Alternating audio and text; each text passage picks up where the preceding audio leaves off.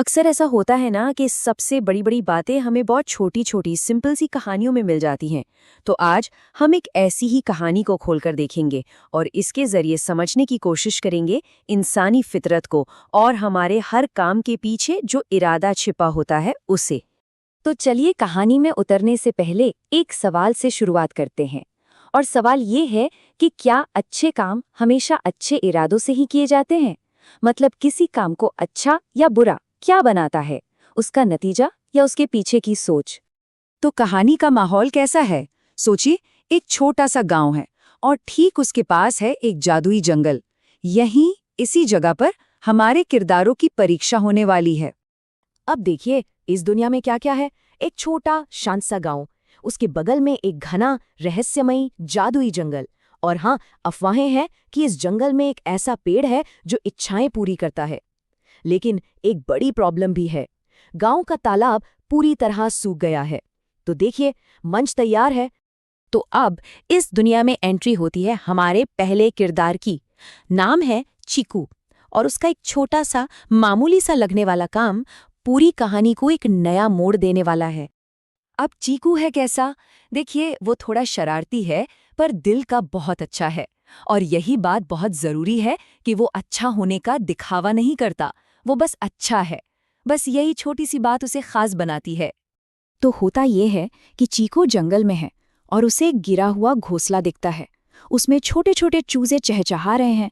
वो एक पल भी नहीं सोचता, बस बड़ी सावधानी से उस घोंसले को उठाकर वापस ऊंची डाल पर रख देता है। और बस जैसे ही वो ये करता है, उसके सामने चॉकलेट और कैंडी से लदा एक जादुई पेड़ आ जाता है। और वो पेड़ चीकू से कहता है, चीकू, तुमने उन पक्षियों की मदद बिना कुछ सोचे निस्वार्थ भाव से की, इसलिए मैं तुम्हारी एक इच्छा पूरी करूंगा।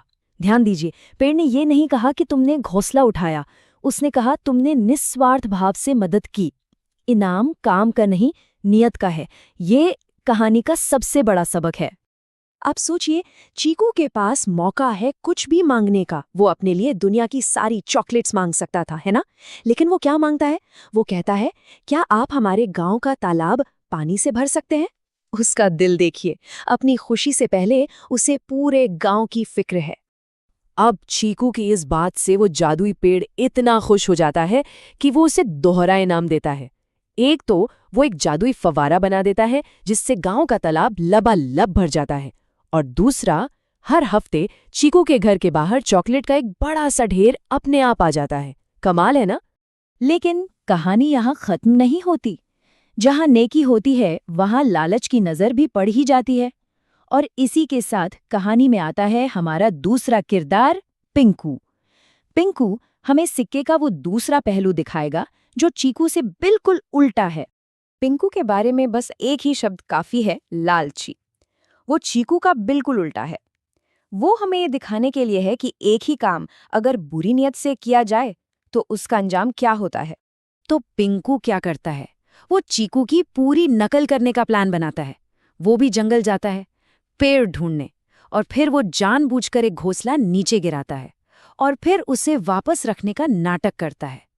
ये मदद नहीं है, ये एक सौदा है, एक दिखावा है। और हाँ, जादुई पेड़ उसके सामने भी आ जाता है। पिंकू को लगता है, वाह, मेरा प्लान काम कर गया। वो लालच से भरकर कैंडी तोड़ने के लिए अपना हाथ आगे बढ़ाता है, और तभी वो सारी की सारी कैंडी कड़वे नीम के पत्तों में बदल जाती हैं। क्यों? क्योंकि जादुई पेड़ को सब पता था, वो पिंकू के दिल का लालच देख सकता था। तो इनाम की जगह उसे मिला एक कड़वा सबक। तो अब हमारे सामने पूरी तस्वीर साफ है। एक तरफ चीकू, दूसरी तरफ पिंकू। एक ही जैसे काम पर अंजाम बिल्कुल अलग। तो सवाल यह है कि आखिर इस कहानी की सीख क्या है? इरादा या फिर कर्म? देखिए, चीकू ने निस्वार्थ भाव से सच्ची मदद की तो उसे इनाम में मीठी चॉकलेट मिली और गांव को पानी। वहीं पिंकू ने सिर्फ दिखावा किया स्वार्थ के लिए, तो उसे क्या मिला? कड़वे नीम के पत्ते। कहानी साफ साफ बता रही है कि फल काम का नहीं, नियत का मिलता है। और शायद यही कहानी का सबसे बड़ा मैसेज है। अच्छे काम का फल हमेशा मीठा होता है, लेकिन दिखावे और लालच का फल हमेशा कड़वा होता है। सच्ची नेकी दिल से होती है, दिखावे से नहीं। तो ये कहानी हमें एक बहुत बड़े सवाल के साथ छोड़ जाती है कि किसी भी काम की असली कीमत क्या है, उसका नतीजा या उसके पीछे का इरादा। जब हम अपनी जिंदगी में लोगों के कामों को देखते हैं तो हम किस चीज को तोलते हैं? सिर्फ जो दिख रहा है उसे, या उसके पीछे की सोच को भी? ये एक सोचने वाली बात है।